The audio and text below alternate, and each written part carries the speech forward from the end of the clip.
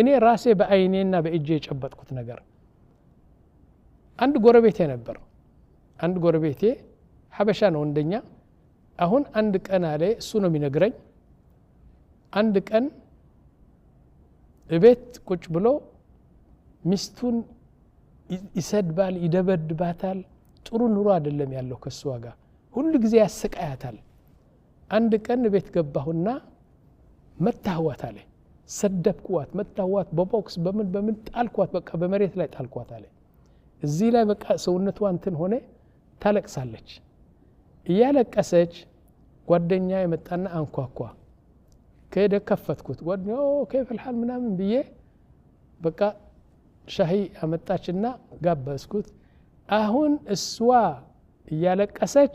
እሱ ከጓደኛው ጋር ካካካ ብሎ ይስቃል ልጅቷ ምን አለች አላህ ጥርሶችን ያፍርስ ጥርስችን ይስበርህ ምናምን ብላ ዱዓ አደረገች እዛ ከዛ በኋላ ጓደኛው ግማሽ ሰዓት ተጫውቶ ሄደ ልጅ ያለችው የ4 አመት ልጅ ይጅሮሎ የሚለው የልጆች የሚሮጡበት እንትን አለ አረቢያ እንደዚህ እሱ ተበላሸባትና ባባ ይችኮ ተሰበረ ምናምን ብላ ጅሮሎውን አመጣች ህፃኖች የሚጫወቱበት እንትን ከዛ በኋላ ምስማር የምናወጣበት ጉጤት እንለታለን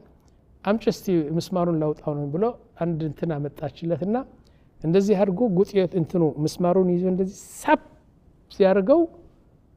ያ እንትኑ ሞደሻው ጥርሱ መታውና እነዚህ 3-4 ጥርሲ ወለቁና ደም በደም ሆነ ወዲያውን እኮ ነው within 20 minutes ሱዓላ ዱዓ ያደረገችው ከስንት ደቂቃ በኋላ ጥርሶችን ተሰበረ አላህ ጥርስህን ይስበርህ ስላለች ከዛ በኋላ ጥርሱ እንደዚህ ዶም የወጣ ከቤት ወጥቶ ሲሄድ እኔ መጣሁ ምን ነው አልኩት እርባ ከተውተው አሁን በቃ እንደዚህ ቁጥን ጥጥ አርጎ ምናምን ጨርቅ ሸፍኖ መኪናውን የነዳ ሆስፒታል ሄደ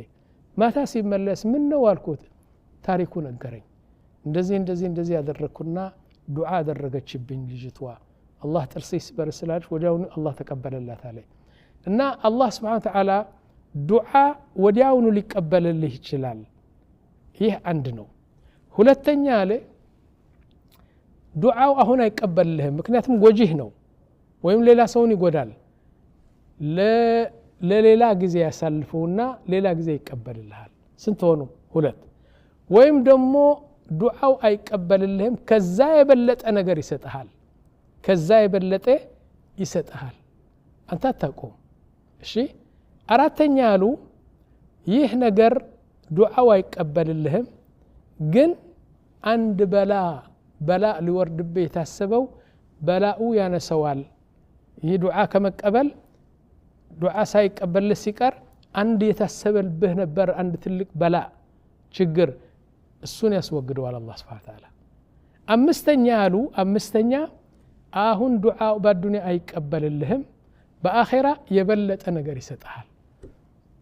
ከነዚህ 5 ሰዓት አታጣም ነቢያችን ያሉት ምንድነው አንተ በኢኽላስ በልብ ዱዓ አድርግ እንጂ እንኳን አላህ ቸር ሀብታም ማንም ሰው እንኳን ደጋግመህ ስትጠይቀው ሐያ ያደርግና ይሰጣል ስለዚህ ከ5 አንድ ታገኛለህ